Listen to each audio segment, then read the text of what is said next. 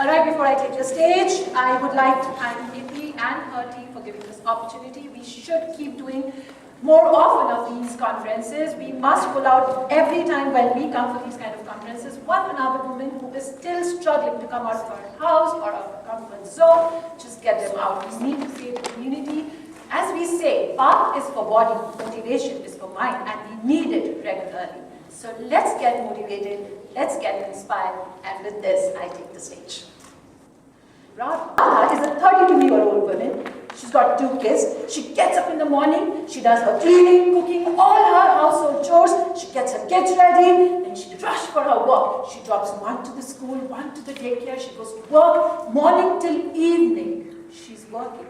And when she's back, she's doing all the household chores, cleaning, cooking. That's Radha's routine.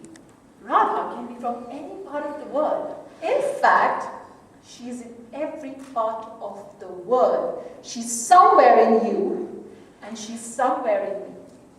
Roles and responsibilities falling disproportionately on women, though time has changed. We are now also towing the financial burden of our family, but the roles and responsibilities, conditioning and biases around us have not changed. I remember this conversation with this mother. She brings her daughter to her academy. I run an academy called Indian Academy of Public Speaking. For all the debates, all the events, she gets her daughter. And once she met me, and in an informal conversation, she told me, you know, Shikha, I really want my daughter to do well. I want her to have a great career. I want her to be strong, to get her best. I left my high-flying career. And I was like, wow, that's great. But what if she chooses to do the same thing for her children? I think she never thought about it. And her immediate reaction was like, oh, no, she's going to be strong. She's going to be fine. She's going to have a great career. She started fumbling. She's going to be great, no, she's going to have a great career. And I was like, wow.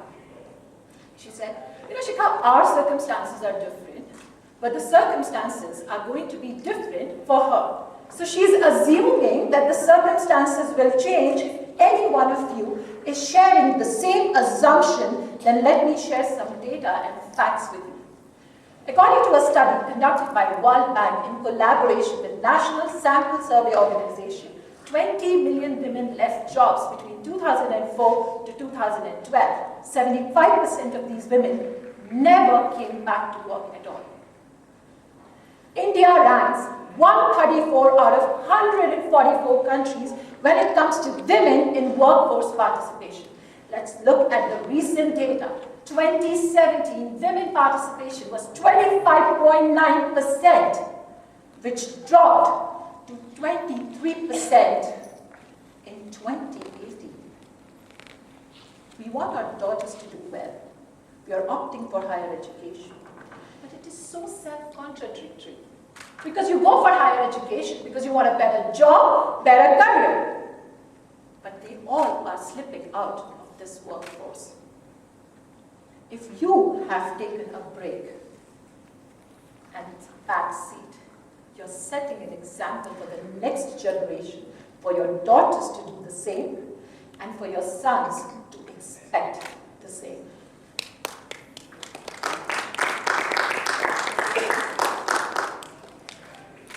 Now the question is, where are we heading to? I recently read this article in a newspaper. IIM Calcutta very proudly announced 32% this time women are going to be, in our institute. I was like, wow. But again, these 32%, not even 2% will survive. If you look at the gender division in workforce at entry level, it's 60 to 40% men, women. Start coming down to 3%, 15% to 3%, finally reaching middle and senior management. Isn't that alarming? Isn't that alarming? It's like we all want our daughters to do well.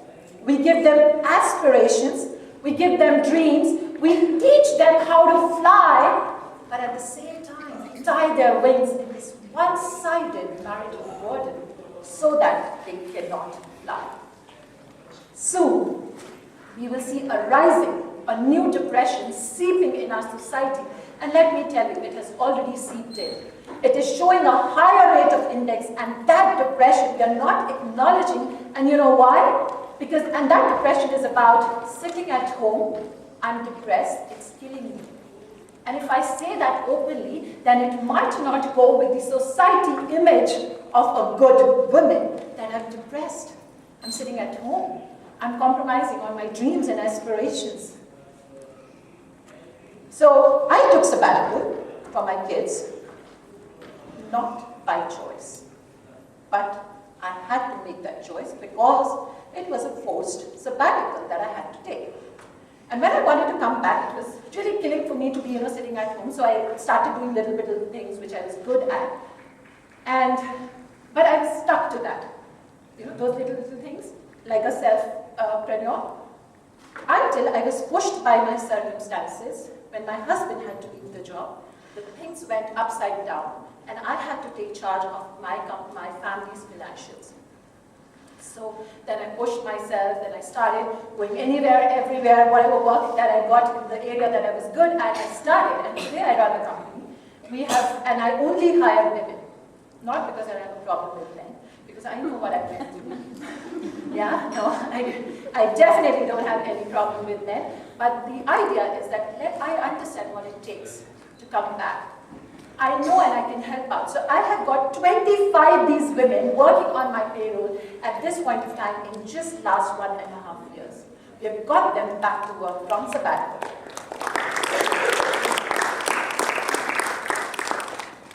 Now, my interaction with hundreds of these women during the interview, in that one room, all of them, because all of these ladies that I hire, I give priority to sabbatical.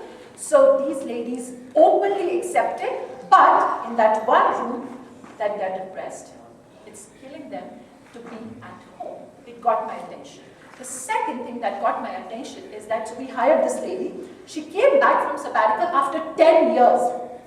And for first month, what a work she did for my company. Fantastic, because I think she had that fuel and energy to prove herself. And fantastic work she did for my company, but soon, her children started complaining. Her husband started frowning because maybe she missed out doing few things which she was doing earlier. She was still expected to be around her children, around her husband, all the time the way she used to be, though she started working. Now, is that fair? No. Is that fair? So she succumbed to the situation and she left. Soon we will have many women getting suffocated, depressed, as we give them education, we give them aspiration, but we don't have a system to support them and encourage them. It's like buying the fleet of airplanes, but there is no runway to fly them. Buying the fleet of airplanes, but no runway to fly them. There is another trend in our society, and you must agree, and I'm sure you all will, that since I am competent, I'm knowledgeable, I'm educated, I don't want to sit at home, so I start something of my own, maybe out of passion, because I need flexibility. Then comes another barrier, because when it comes to scalability, these barriers will again stop us. So what happens is that we again get trapped in something called self-employment. So there is a difference between an entrepreneur and a self-employed person, and we are, I think, not understanding the difference between that, and because of these barriers, and we are not breaking these barriers, we are trapped in this trap of self-employed, and we are still not reaching or not following the journey of entrepreneurship. So there is definitely something that we need to change. I call women empowerment as a war. I announce women empowerment as a war, and before I say it is a war, let me tell you, this war is definitely not against men or the society. I repeat, the war is not against the men or the society. This war is against these conditioning and biases that we've been carrying over years. This conditioning and biases that if I don't do a household chores, then I'm not a good wife. If I choose my career over home, then I am not a good woman. If I choose to work, even after having kids, maybe I'll not give 100% to my children. If I take the financial burden of my family and if my husband sits back, whoops, what the society is going to say? This conditioning and biases needs to come down and we need to break it. Now, how can we break it? My first thing is women for women. 80 thanks for that. You're doing a fantastic job. So let's give a big round for her. How many of you have seen a sunflower? Sunflower will turn towards the sun when sunflower needs energy. But when it's cloudy, when there is no sun, sunflower turns towards each other to get their energy. Why can't we be the sunflower for another woman? Why can't, as a mother, I take a stand, even if it is at the cost of my marriage, to stand up for my daughter's education, right and choice? Why can't, as a mother-in-law, I fight for my daughters-in-law pain and life?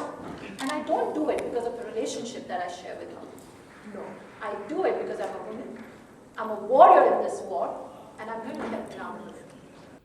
If a woman decides to work, why do we end up judging her? Why do we end up judging? Why can't we say, do it? If I can't, at least you do.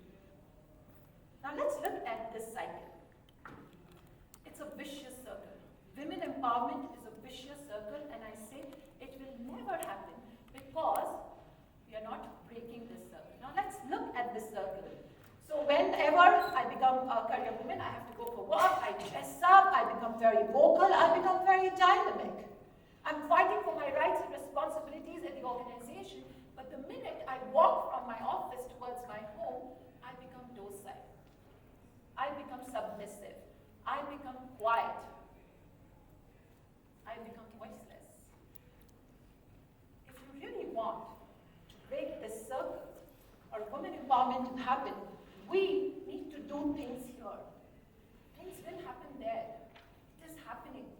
But if we do not break this circle here, we will have the same daughters who's going to be carrying the same conditioning and biases, and we're going to be having the same men sitting in the board office who thinks that women are made to do the household chores.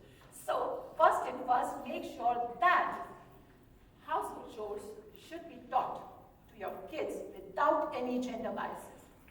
Taking care of yourself should be the basic of your upbringing and education. Now tell me, how many of you had the same thing your mothers tell you? Even when I was growing up, my mother and I said, oh my God, I said, no, do the cooking, do this. And I said, no, I don't want to do it. So she told me, every time she used to tell me, Shikha, even if you become the Prime Minister of the country, your house is your responsibility. Even if you become the Prime Minister of the country, your house is your responsibility, I accept it.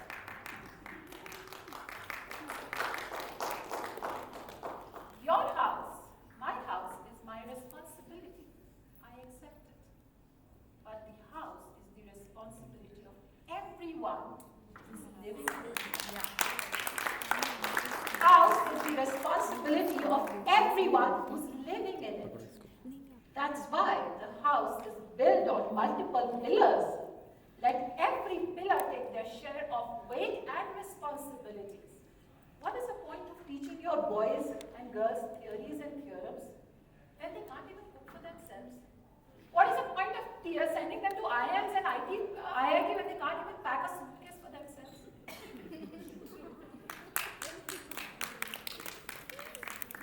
If you want your daughters to do well, if you want women empowerment, you have to raise your voice. You have to make a choice. And trust me, there will be complaints, there will be frowns, there will be unrest, but this unrest is required to set the system right for you, for me, for our daughters, for our daughter-in-laws, and for every woman out there. Last, let's stop living our life in the shadow of someone else's judgment. Let's start making our choices in the light of our own wisdom. And to every woman out there, aim your target like a pole star. Aim your target like a pole star. Women empowerment is a war. You all are a warrior in this war. Care not what it brings. Challenges